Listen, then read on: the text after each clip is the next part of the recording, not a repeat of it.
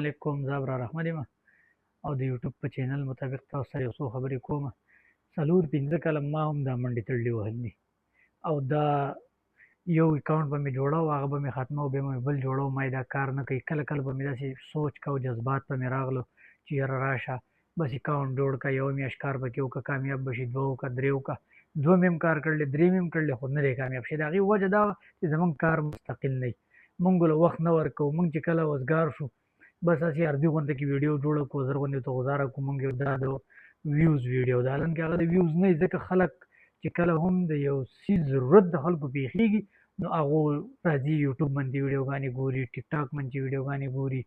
او موږ چې کوم دی پردۍ ویډیوګانې ټوله ورځ په ټیک ټاک او په فیسبوک باندې هسې کته بره بوزو، لکه خپل وخت پرې ضایع کوو.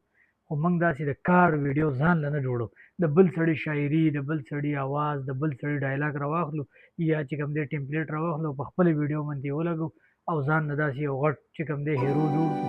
موږ یو یاره دا به وایرل شي، هغه په 100 ویوز باندې 120 ویوز باندې ودرېږي، په پورته نه ځي. زمونږ چې کوم خپل کسان یې هغو له هم لایک نه ورکوي، هغوی هم ګوري نه. نو راشه نن چې کوم دی په یوټیوب باندې بهترینه ویډیو جوړه کړه، ویډیو اپلوډ کړه، یوټیوب له مستقل ټایم ورکړه، کم چې کم ته ورله 3-4 میاشتې ټایم ورکړه. نو ما امید دی چې 3-4 میاشتې کې به ته خپل اکاونټ بلکل مخې ته بوځې، کامیابۍ طرف ته به یې رسئ. سلام.